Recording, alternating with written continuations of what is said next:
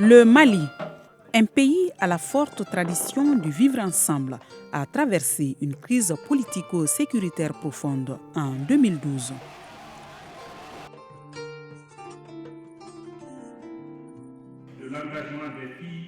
Depuis, l'accord pour la paix et la réconciliation a été signé en 2015 et différentes initiatives ont été mises en place pour permettre au pays de se reconstruire. En 2015, afin de créer les conditions d'une paix durable, l'appui du Fonds pour la consolidation de la paix a contribué à relancer le dialogue intercommunautaire, condition sine qua non à la paix dans les régions de Gao et Tombouctou. À travers des initiatives ciblées auprès des jeunes, des femmes et des enfants, les Nations Unies ont permis à ces promoteurs de la paix de prendre part activement aux efforts de réconciliation nationale.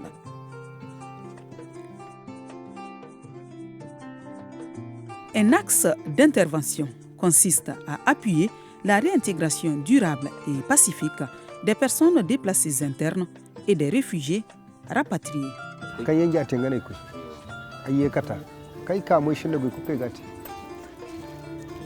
watirin kayena du faba ayga fara ajino hunde hera iga boli aganda hanga shine kush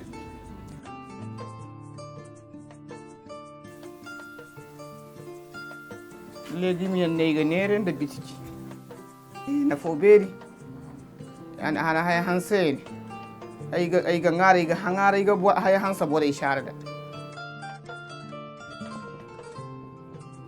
Un autre appui stratégique du Fonds pour la consolidation de la paix a permis, pendant la phase critique de la mise en œuvre de l'accord pour la paix, d'ériger les 3 premiers sites de cantonnement.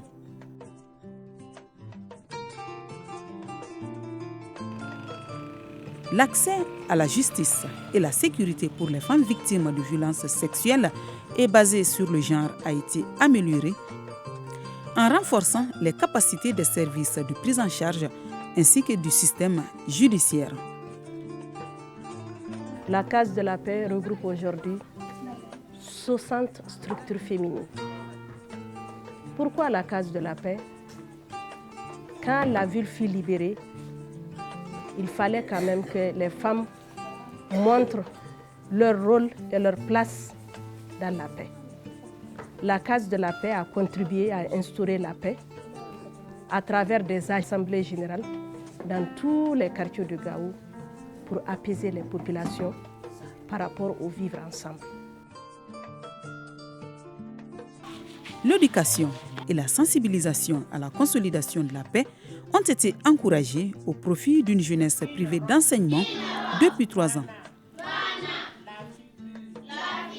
Addalilo kan shakataido addaula nyawo buba bubu agadi aga hansa ka son aga hansa ka shi ta shi haru a shi bafu la koka kola yana bai ka horon lekol ka bisa kala santo akan yana ga cew akan yana cire ga diye dai be riyan bai mate madame zankai cewandi mabe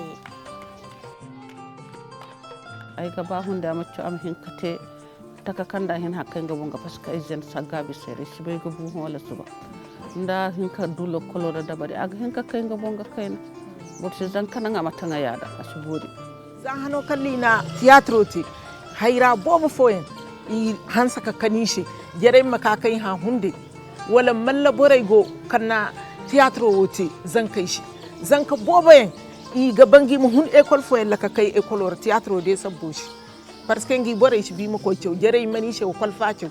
Nous sommes les étoiles d'un même ciel. Le ciel de la spiritualité et de la connaissance positive. L'appui rapide et sur mesure dans le domaine critique à la consolidation de la paix est essentiel. Les partenaires au développement l'ont bien compris et souhaitent accompagner le Mali dans ses efforts afin de traduire en impact réel et direct pour les populations les dividendes de la paix et la mise en œuvre de l'accord pour la paix et la réconciliation. Avec ce qui est arrivé au Mali, avec le conflit, le tissu social s'est brisé, il y a eu des pertes humaines, il y a eu aussi le patrimoine culturel qui a été aussi détruit. Mais très vite, avec la signature des accords, les acteurs se sont réunis et il fallait absolument accompagner ce processus de consolidation de la paix.